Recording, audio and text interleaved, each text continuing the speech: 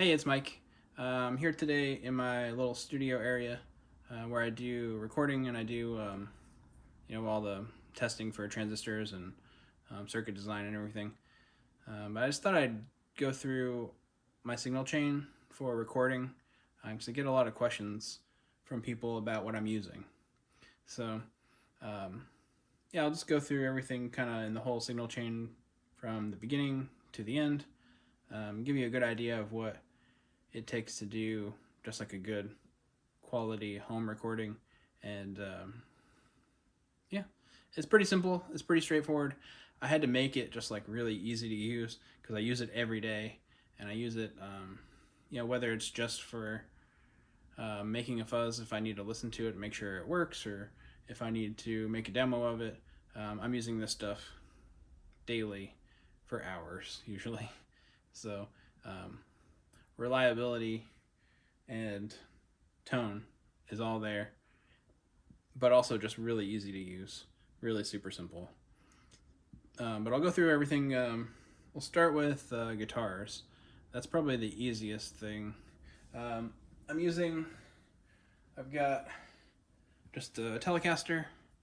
It's got single coil pickups and just a regular Telecaster. It's kind of my favorite guitar, and I use it a lot for demos. But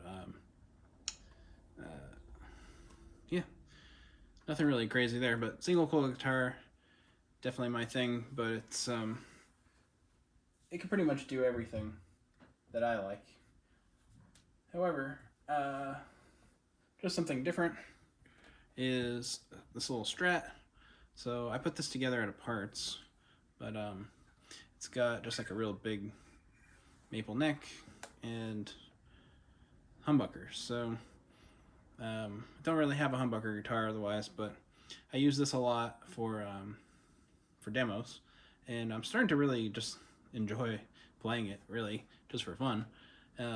It's got some funky wiring with a blend pot here instead of a second tone knob, and just a 5-way switch.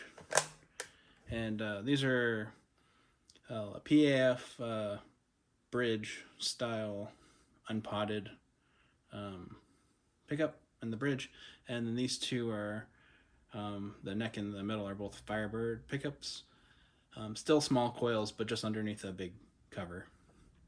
And the bridge just floats a bit, so you get sort of some just different things that inspire you to play differently. I like that about instruments. I don't want everything to be kind of exactly the same. I just kind of like it to be, different to play. So that's what I use for kind of humbucker sounds. It's good to have both for variety of interactions with fuzz pedals. And maybe I have a customer that only plays humbuckers or only plays single coils, and I kind of have to have both to be able to make their fuzz pedal interact the way they want it to. But it's also nice for demos. Just gives you a better idea. I keep this one in just standard tuning all the time since it's got a floating trim. The Telecaster kind of moves around a little bit. Most of the time lately it's been in standard tuning, but sometimes I'll put it in like a D standard, or if I do drop D stuff, it's almost always on the Telecaster. Where again, this just stays in standard tuning. Otherwise, tuning goes all crazy with the floating trim. This is a baritone guitar that I made out of Squire Bass 6. So it's only got 2 pickups now, and they're both Jaguar pickups, but it's a hardtail now, volume tone, and then it's got a 4-way switch. So you've got neck, parallel, bridge, series. So lots of sounds in this, but it's kind of it's very different to play. It's a very low baritone, so it's tuned A to A with, I think they're 14 to 68 gauge strings. It's 30-inch scale, but it feels about like a regular guitar tension-wise, so you can still bend with it. It is wound G, but you can still bend it fine. I just found that this tuning, I think, works really well on this instrument. So yeah, I use that one. Not as often for demos, but it is pretty fun and different to use. And it's almost a bass on this low A string. So it kind of gives me a better idea of what something would be like using a bass, but still a guitar. So yeah, those are the three instruments I use. Primarily, sometimes I might borrow something from someone and use that for a demo, but that's pretty unusual. Typically, they'll just be these guitars. For the past 6 months or so, I think the baritone is the newest guitar, but these two I've been using quite a bit. So from there, it'll go into whatever pedal. Today I've got Descry, and I'll plug that in, and we'll listen to some of the settings on the aux and how that changes things. But I've got Descry, and it'll just go into cable, and I've got power supply. This is just one spot. The cable goes into just straight into the amp, so there won't be anything in any of my demos really. Every now and then I might use something, but really it's just going to be guitar, pedal, amp, just to give you the truest idea of what the fuzz pedal will sound like. I do use reverb and delay a lot, but they're all in the aux, so they're all post amp. So it's really clear sounding that way, but also it just doesn't get in the way of the fuzz pedal at all, and you can get still the truest sound of what the fuzz sounds like, but with some ambiance and just some different textures and tones that make it kind of exciting and inspirational for me to have to play them.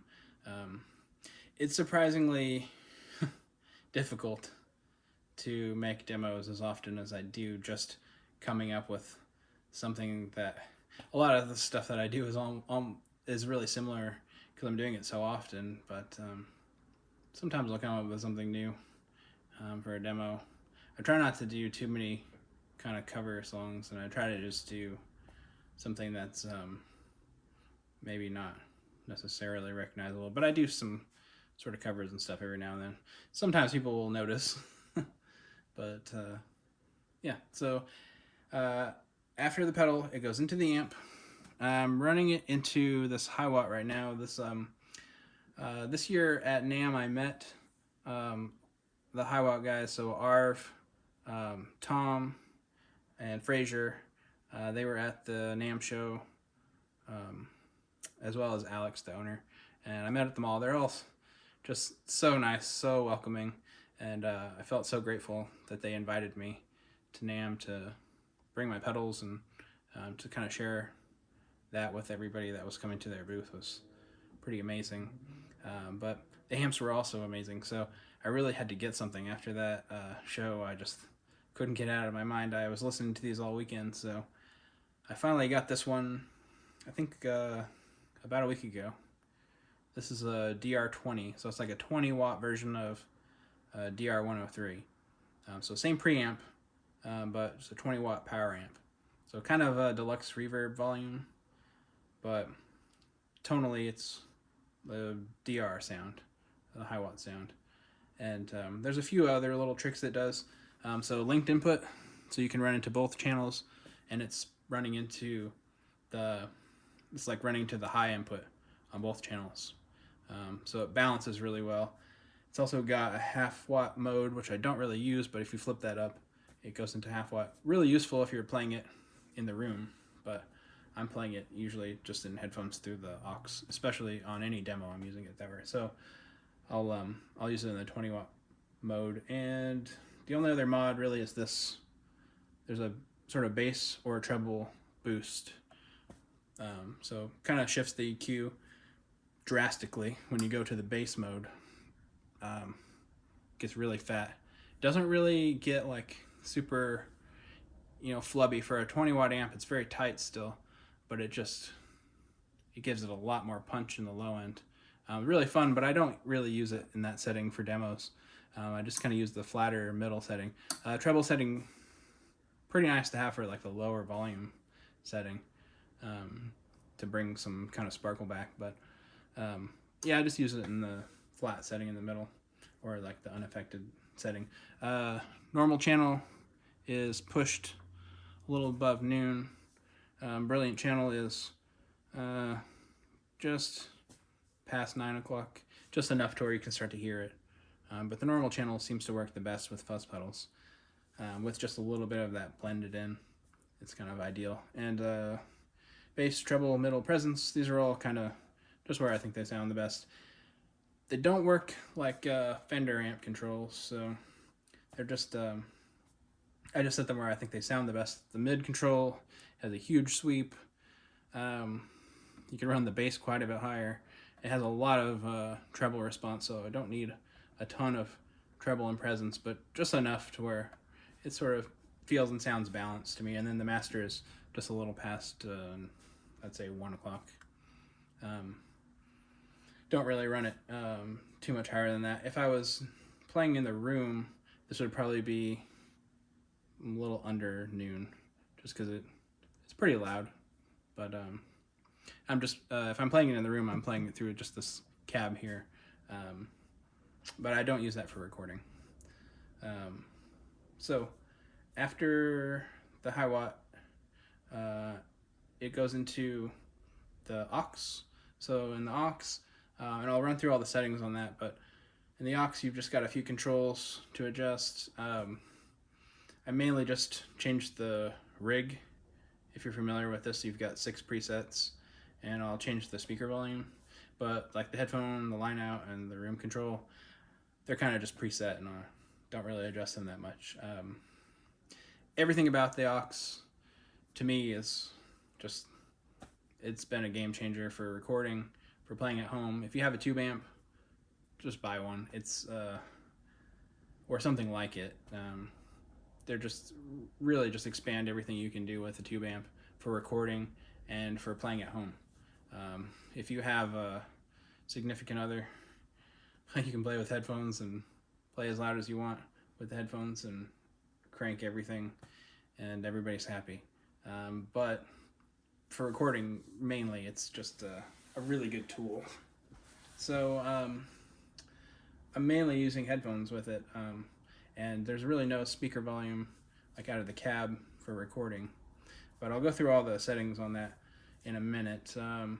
After the aux, you go out of there. I've got 2 TRS cables.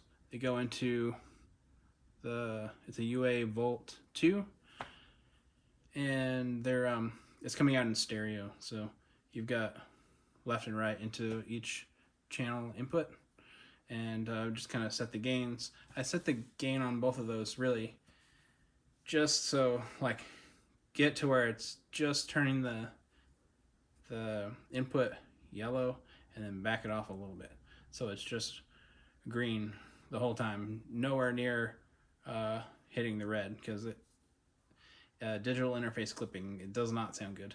So it happens sometimes, but I've really got it, I think, dialed in now to where it's not gonna happen. I've got the sort of vintage EQ settings on that but it's just a little bit of like a fattener, sweetener sound. Kind of like a loudness button, it sounds like, if you were familiar with that on old stereos. Just a little bit more robust, a little less flat, but it sounds really good that way. Yeah, that's pretty much it for the hardware. It comes out of the out of the Volt 2. And normally you could plug it into like a computer with this USB, but I have it set up with this lightning adapter, and it's just going into my phone. So I'll open the video or the camera app and set it to video. You want to set it to video first and then plug it in. That way you just don't have any issues with capturing the video and syncing the audio and everything. But set it to video and just plug it in. Don't need to do anything to your phone.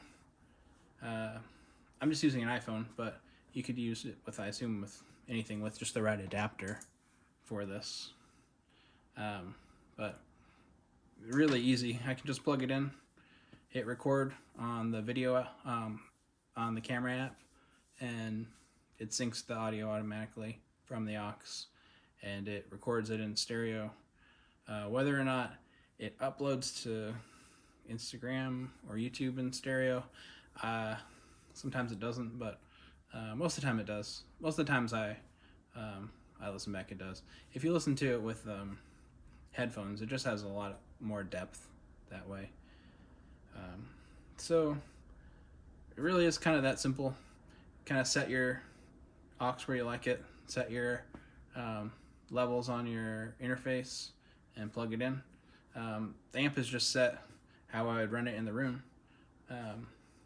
There's a few things on the aux though that we'll go through now that are just really specific to that. So come down here, I've got my iPad. I don't normally have to have this set up because it's just all preset on here, and I don't really change it that much. But if I ever needed to, it's really easy to do. I just have to remember to charge my iPad. I don't really use it that much, except for this. So, I think they have this available now on other things besides iPad, but I just use the iPad app for it. And the aux has its own Wi-Fi hotspot. It's best, I think, to connect the iPad to the aux Wi-Fi. It seems to sync the best that way. So, settings on here, I'm running this, it sort of looks like a deluxe reverb cab, but basically it's a open back 112 cab with this one specifically. We'll zoom in here a little bit. It's got a greenback 30 speaker, and that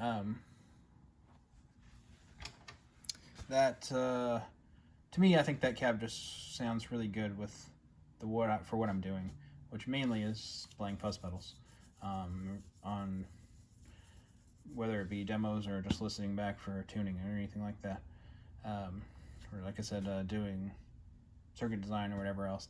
It seems really balanced. It's not overly low end, not too much presence and sizzly top end.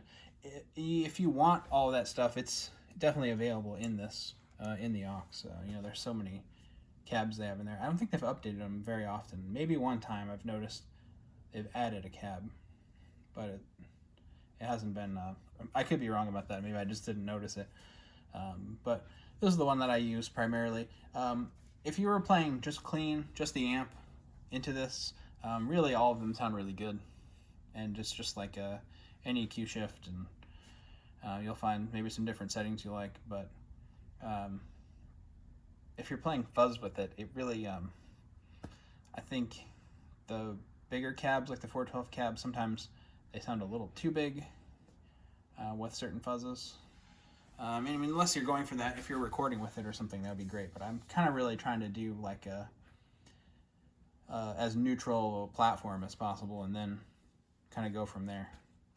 So the smaller 112 cab seems to work the best for me, and then it works with a ton of different fuzzes.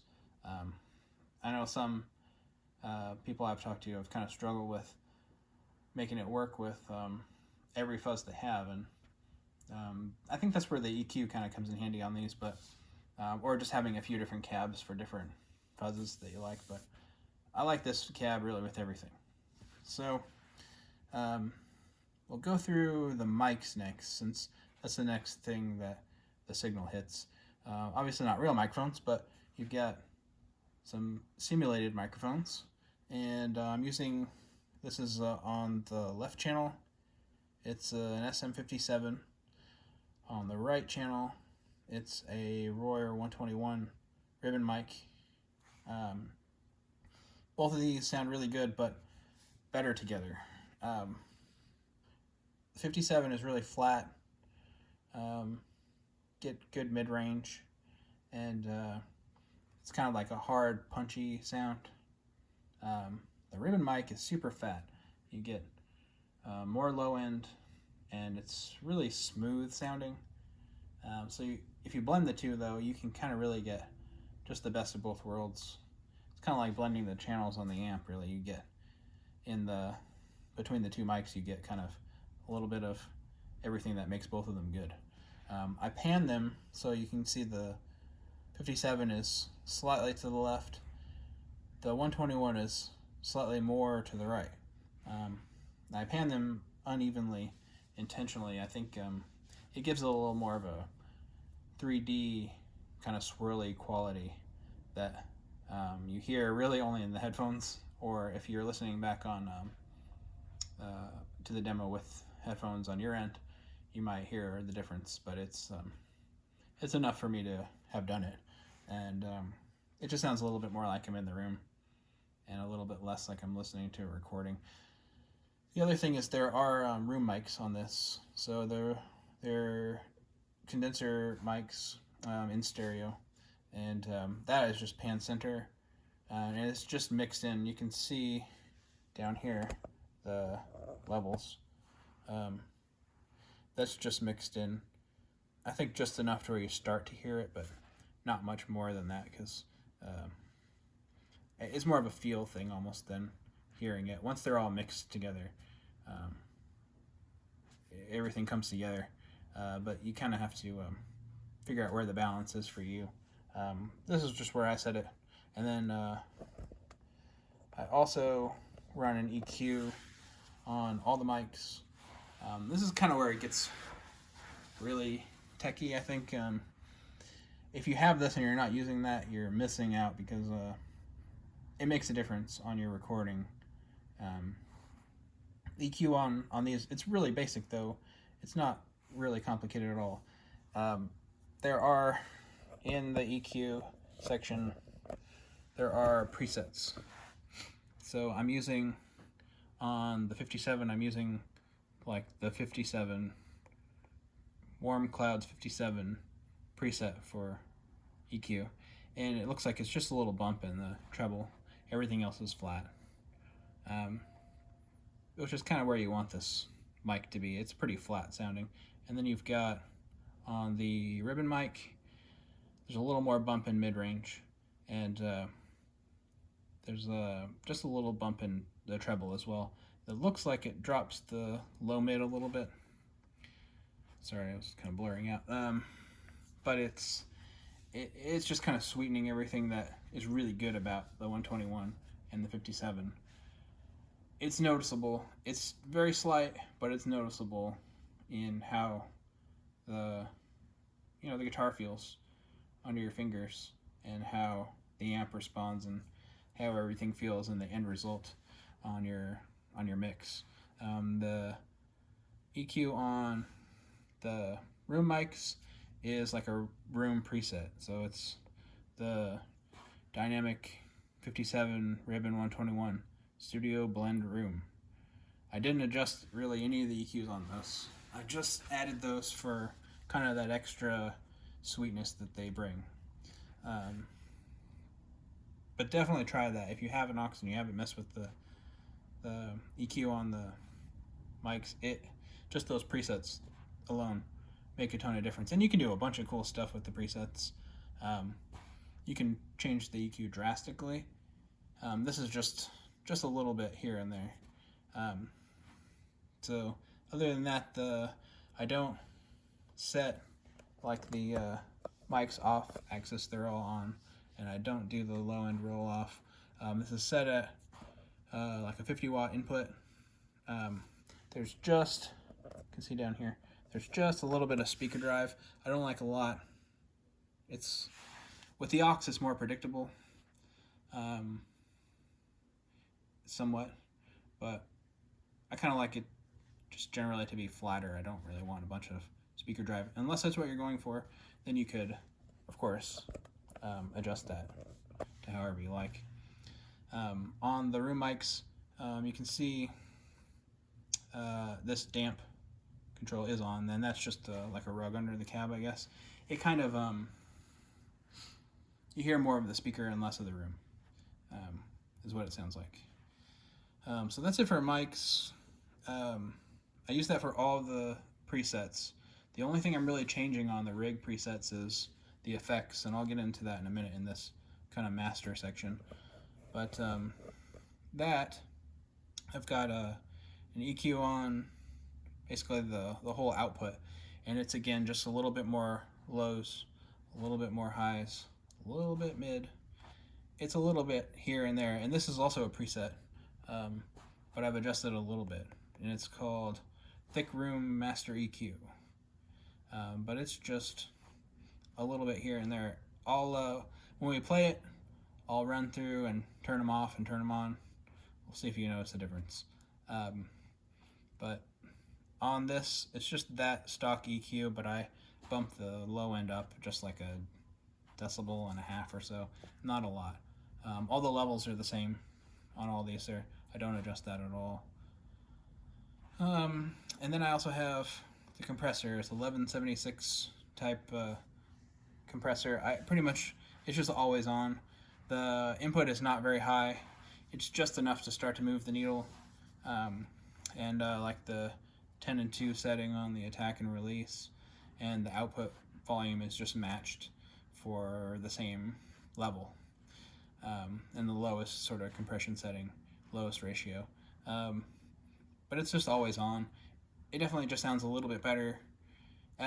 All of these little things are just adding up to a better quality recording that has just kind of what you want to hear. But it's not doing a lot of limiting. It's just enough to really not have like high peaks like blowing out the interface.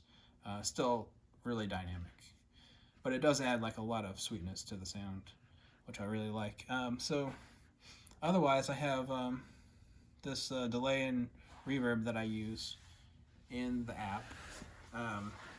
Anytime I'm using delay or reverb, pretty much on a recording, on a demo, it's going to be in the aux, so that way it's just after everything.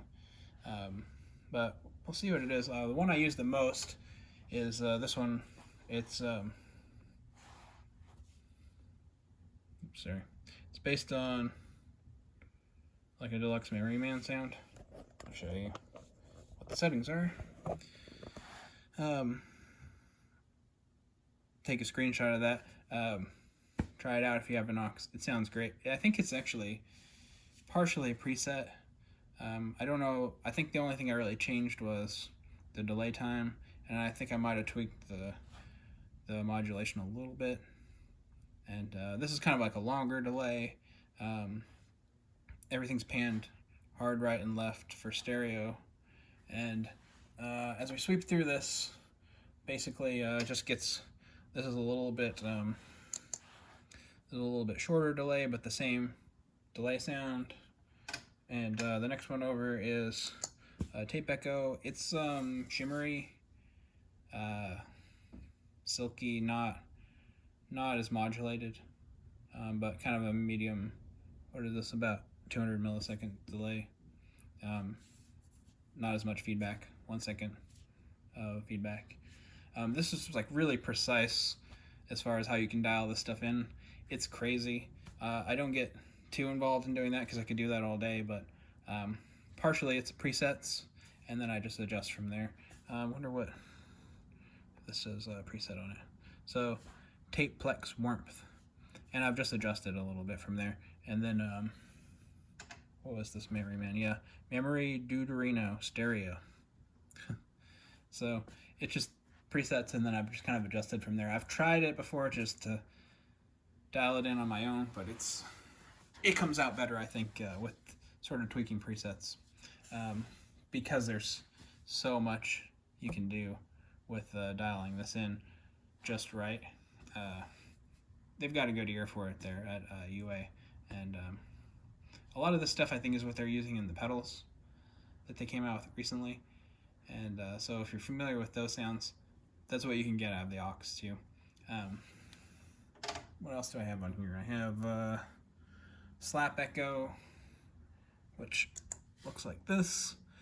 So about 70, 80 milliseconds. Also, you can see on these, so I'm doing stereo on a lot of these, slightly different delay times. It kind of gives you more of a stereo image. There's about 8 or 10 milliseconds difference on most of the stereo delays that I have. This one only has 1 millisecond of feedback, and they're all mixed about the same, and then again panned about the same. Some more or less modulation, and you can change the waveform, all that stuff, but this I think is just, again, another preset that I've done. And then I don't use this one very much, but it also has modulation in here, so you can do just like chorus, flanger.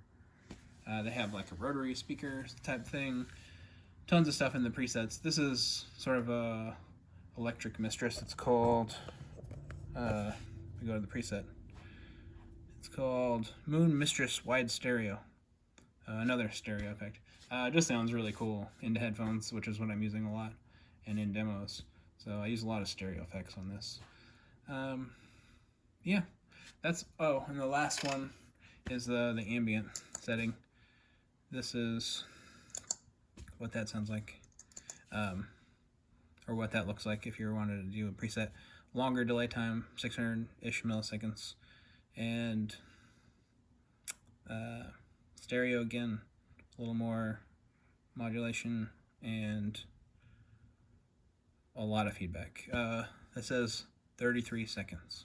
So a very long delay, but it kind of never runs away or anything. It just sits in the background. I don't use the delay a lot on this ambient setting. I mostly use the reverb on this one, which looks like this. When you turn it on, all of the reverbs are the same. It's all plate reverb, but it sounds great in this, especially like I said, the stereo field on this just really nice. If you're playing in headphones a lot, reverb is nice to give you more space. The room mics do a lot, but just having something to play off of with the headphones in the reverb gives you a lot of space to play in. That's the biggest reverb sound I have. You can see what happens as we go down. The reverb time gets shorter, and some of the EQ and the mix, you can see like the mix between these two.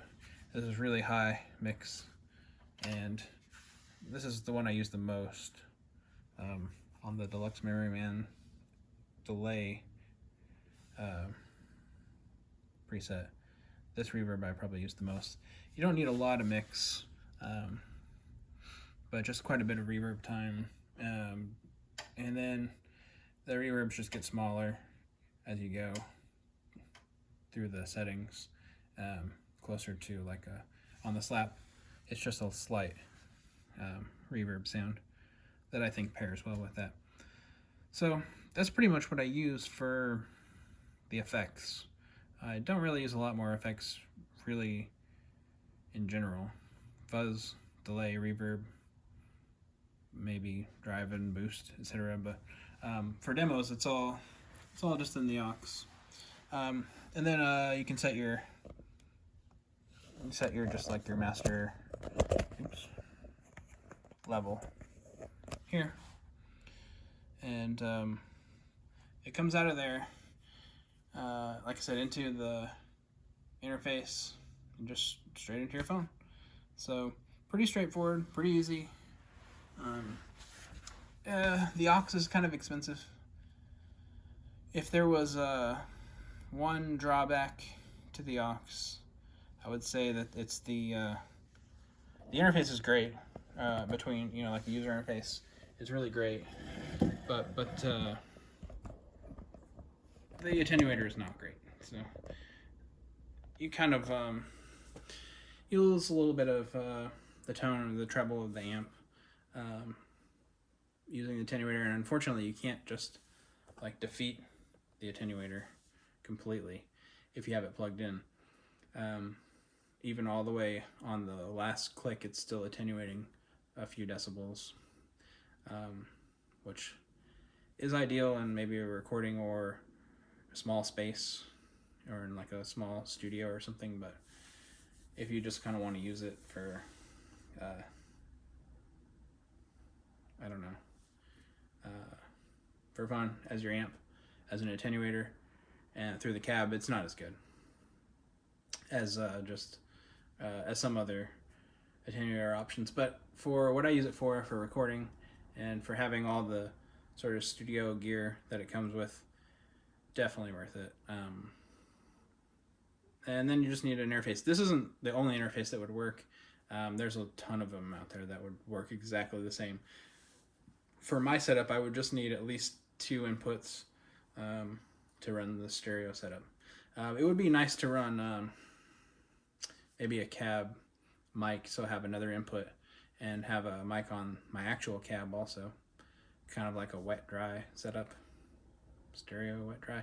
It would be probably overkill, and I wouldn't be able to use it as much as I can this, which I can use at any time of the day. Like right now it's 12:30 a.m. and I could play this as loud as I want. So yeah, that's pretty much the setup. I'll run through some of the EQ stuff on here, and we can listen to it, like some of the differences of it on or off, and then yeah, that's pretty much it. I'll run it with the Scry fuzz, and of course you've heard this before, but I think it'll be fun. You can see the differences on what the EQ and what the compressor brings to the sound overall. If I miss something, let me know. I mean, you can just leave a comment or let me know in a message or email or anything like that. I'll try to post this. Well, I'll post this video on YouTube, but I'll try to post a notification everywhere so everybody knows where it is. But yeah, let's plug it in and see what it sounds like and run through some of the settings. And yeah, hopefully that helped you figure it all out. Oh, one other thing. I don't have this now, but if you wanted kind of like the ideal, I think, setup, I've done this once before, but I borrowed the monitors, but you can plug some monitors into the back of the interface.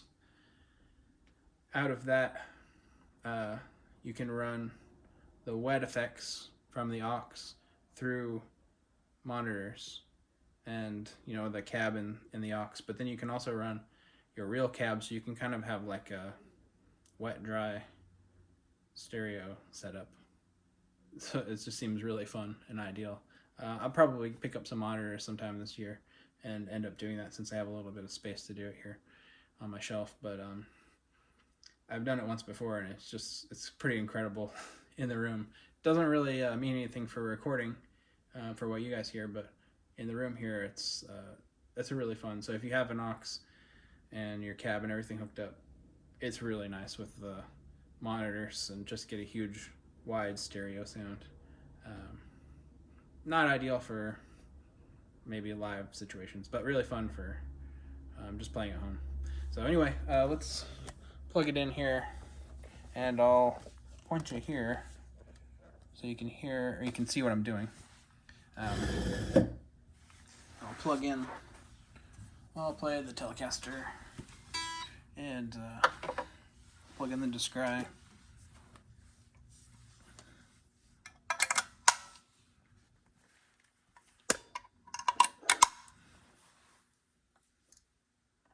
And I'll use my headphones.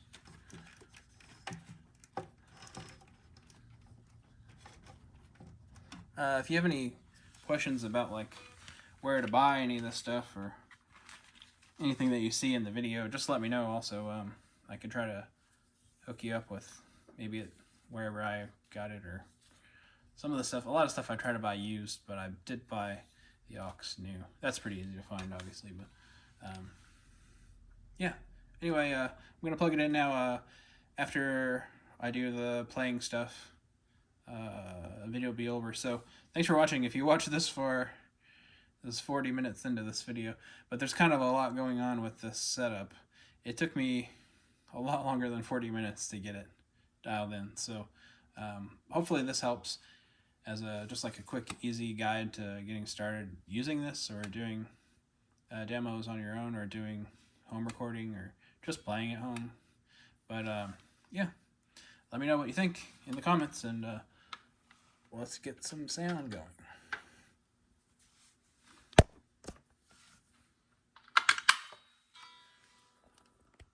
Now I just plug my phone in, and it will start the audio in aux.